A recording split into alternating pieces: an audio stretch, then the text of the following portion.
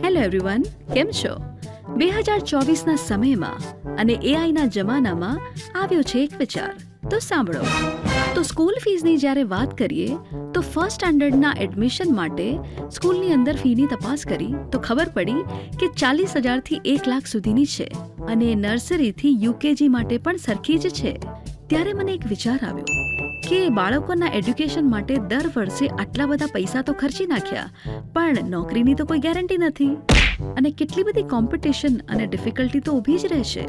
તેથી મને લાગ્યું કે જો દર વર્ષે લાગનારી ફીમાંથી રિલાયન્સ, ટાટા, મારુતિ, હિન્દુસ્તાન યુનિલિવર, ઇન્ફોસિસ, અદાણી, બજાજ, એલ&ટી, એસબીએન, એચડીએફસી, આઈસીઆઈસીઆઈ, કોટક, એક્સિસ જેવી વિશ્વવિખ્યાત કંપનીઓના દર વર્ષે 1 લાખના શેર ખરીદી લઈએ અને બાળકને ગવર્મેન્ટ સ્કૂલમાં એડમિશન લેવડાવી દઈએ.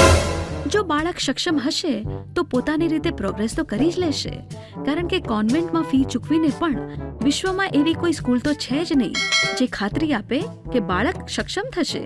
આથી કોન્વેન્ટમાં આ ફી ભર્યા વિના જ્યારે બાળક ફર્સ્ટ સ્ટાન્ડર્ડમાં હોય ત્યારે 1 લાખ, બીજામાં 1 લાખ, ત્રીજામાં 1 લાખ, આમ કરતા કરતા 17 વર્ષે તેની પાસે 17 લાખની કિંમતના શેર તો હશે જ. અને ફર્સ્ટ સ્ટાન્ડર્ડમાં લીધેલા શેરની કિંમત ઓછામાં ઓછી ₹1 કરોડ થઈ ગઈ હશે. તેના નામે 17 કંપનીના શેર હશે. તો જો તમે છેલ્લા 17 વર્ષમાં ઉપરોક્ત ટોચની કંપનીના શેરની કિંમત જુઓ તો 17 વર્ષમાં કુલ શેરની કિંમત ઓછામાં ઓછી 1.5 કરોડથી વધુમાં વધુ 10 કરોડ હશે. તો મને વિચાર આવ્યો કે જો કોઈ આ વર્ષે બાળકોનું એડમિશન અપાવે તો ઓનલાઈન અથવા ગવર્મેન્ટ સ્કૂલમાં મૂકે. જે ગવર્મેન્ટ સ્કૂલ સરકારી સ્કૂલોને બચાવશે, માતૃભાષામાં શિક્ષણ આપશે, એડ્યુકેશન મિનિસ્ટર પર કંટ્રોલ લગાવશે, બેફામ ભ્રષ્ટાચાર ઘટાડશે અને પિતાના જીવનની કમાણી બચાવશે. એડ્યુકેશન પૂરું કરશે ત્યારે તેને કામ કરવાની જરૂર નહીં રહે.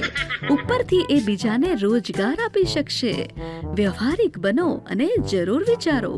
ગમે તો અચૂક શેર કરજો. આ જનહિતમાં જારી છે. So do not miss. Thank you so much. તો શેર કરજો તમારા ગ્રુપ, ફ્રેન્ડ્સ, ફેમિલીમાં. હું આવતી રહીશ, તો પ્લીઝ ફોલો કરજો. આવજો, જલ્દીથી મળીએ. અને ભૂલતા નહીં ક્લિક કરવાનું બેલ આઇકન પર નવા અપડેટ્સ માટે.